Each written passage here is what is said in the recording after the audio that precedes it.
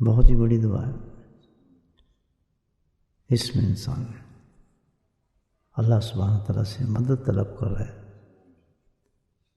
دعا کا مطلب یہی ہے کہ بندہ عاجزی شو کرتا ہے اللہ کے اختیار میں کہ اللہ تعالیٰ میں بہت کمزور ہوں، تو میری مدد فرما. اس میں جو خاصا ہے بندہ جو مانگتا ہے اللہ تعالیٰ سے دافی البلیات. بلیات ابھی سب انسان کے اپنے سوچنے پر سٹینڈرڈ پر ہے کہ کس کو بلیات اور مصیبت سمجھتا ہے اور پریشانی سمجھتا ہے. خود اپنے انسان کے ذہن میں کیا ہے کہ کون سی چیز مصیبت ہے جو اللہ سبحانہ تعالیٰ سے پناہ مانگ رہا ہے، پھر اللہ سبحانہ تعالیٰ اسی کو قبول فرماتے ہیں. حدیث قدسی ہے کہ اللہ سبحانہ تعالیٰ بندے کی گمان کے ساتھ چلتے ہیں، جو آپ مانگتے ہیں اللہ پہ عطا فرماتے ہیں.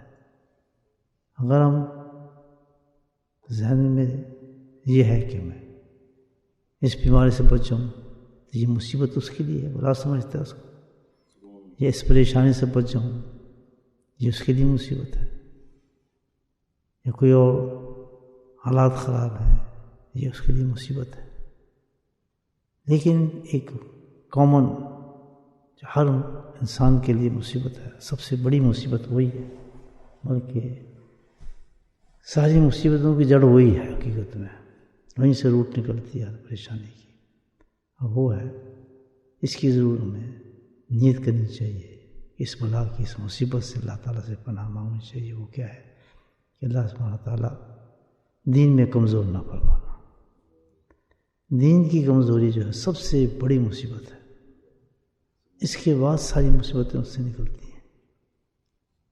تو یقین جو اس وقت ہم اللہ سے مانگ رہے ہوں وہ بھی صحیح ہے. دوسری مصیبت انسان رکھے ضرور ان کو سامنے، لیکن یہ سمجھے کہ ساری مصیبت کا جو جڑ ہے جو آتی ہے ہم تک یہی ہے کہ جب انسان دین میں کمزور ہو جاتا ہے، عبادات میں کمزور ہو جاتا ہے، سستی غالب ہوتی ہے.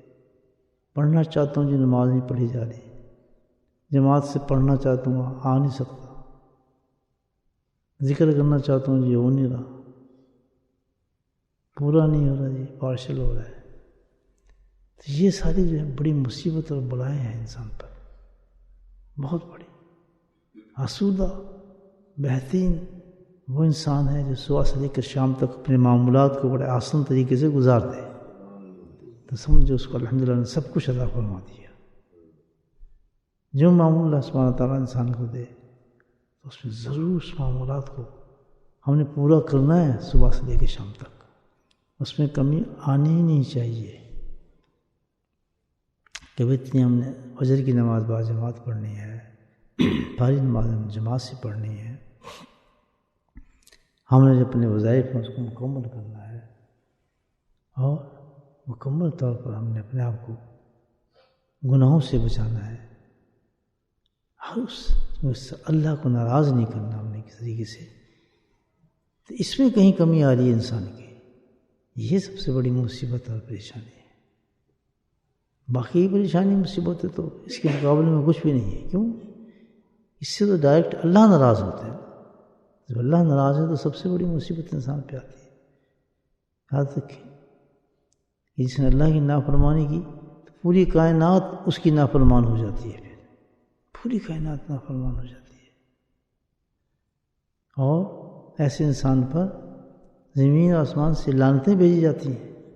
یہ مستحق نہیں ہے یہ اللہ کے کھانا کھائے، اللہ کی روٹی کھائے، اللہ کی نعمتوں کے ساتھ چلے.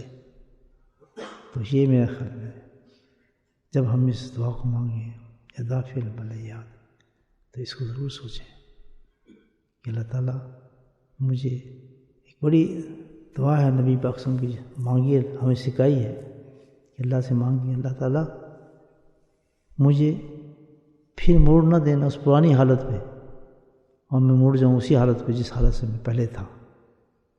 تو نے مجھے دین پہ بھیجا ہے، لیکن ٹرن آؤٹ بھی ہو سکتا ہوں میں، کسی وقت میں دل تبدیل ہو سکتا ہے، کسی وقت میں پیچھے جا سکتا ہوں. تو کتنی بڑی مصیبت ہوگی انسان کی. ان لوگوں کو دیکھیں جو دین پہ چلتے تھے، الحمدللہ پڑھتے تھے، اور پھر ایک دم پیچھے چلے جاتے ہیں، ٹرن آؤٹ اسی زندگی کے اندر لوٹ جاتے ہیں. یہ سب سے بڑی مصیبت انسان کی زندگی میں ہے. دین کو مضبوطی سے ہمیں پکڑنا چاہیے. تو یہ دعائیں جو بزرگوں نے مانگی ہیں بہت معنی ہیں ان کے، بڑے میننگز ہیں الحمدللہ. سطحی طور پہ نہیں ہے بھائی جن بوجھ سے بچیں، دشمن سے بچیں، یہ تو اہم چیز ہے. نافرمانی سے بچیں، یہ ہمارے ذہن میں چاہیے جب ان دعاؤں کو مانگیں.